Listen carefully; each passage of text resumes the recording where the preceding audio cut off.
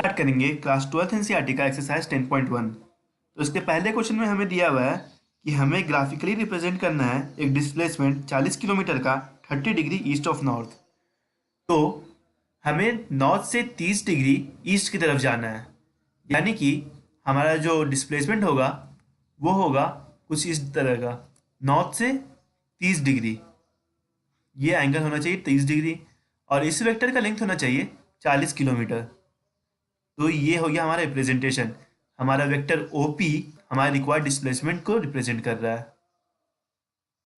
Question number 2 में इन measures को हमें स्केलर्स और वेक्टर्स में क्लासिफाई करने के लिए बोला जा रहा है। इसके पहले मेजर में हम देख सकते हैं इसका यूनिट है केजी, और जैसे कि हम जानते हैं केजी होता है हमारा मास का यूनिट, और हम ये भी जानते हैं कि मास हमारा होता है स्केलर क्वांटिटी।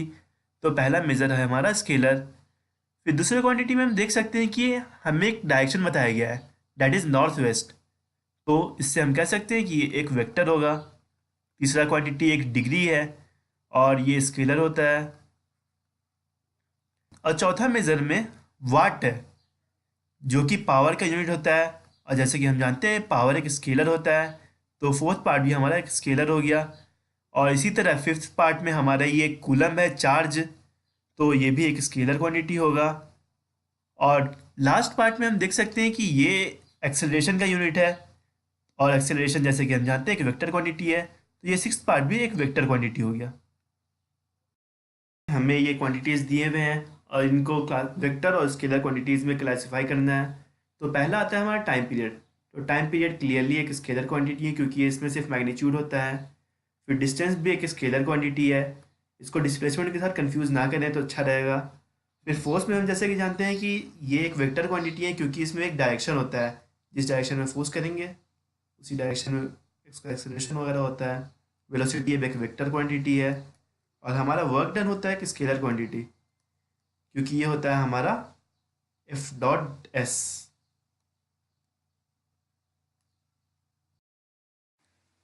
क्वेश्चन नंबर 4 में हमें एक रेक्टेंगल दिया हुआ है जिसमें 4 वेक्टर्स हैं, और सर इसके सबसे पहले पार्ट में हमसे पूछा गया है कि इन चारों में से को इनिशियल वेक्टर्स कौन दो हैं।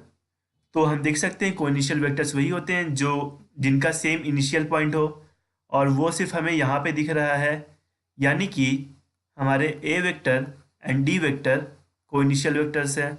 फिर हमसे पूछा जा रहा है कि इक्वल वेक्टर्स कौन दो हैं। तो इक्वल होने के लिए वेक्टर्स को दो चीज़ इक्वल होना पड़ेगा, उनके मैग्नीट्यूड और उनकी डायरेक्शन। हम देख सकते हैं कि B वेक्टर और D वेक्टर ही सिर्फ मैग्नीट्यूड और डायरेक्शन दोनों में इक्वल है, A और C का डायरेक्शन उल्टा उल्टा है। तो B vector and D vector are equal vectors. इसी तरह कोलिनियर वेक्टर्स हो गए हमारे A vector and C vector, क्योंकि इन दोनों का डायरेक्शन उल्टा है लेकिन पैरेलल है दोनों।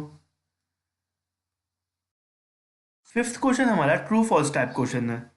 तो इसके पहले पार्ट में हमसे बोला जा रहा है, पहला स्टेटमेंट है A vector and -A vector are collinear.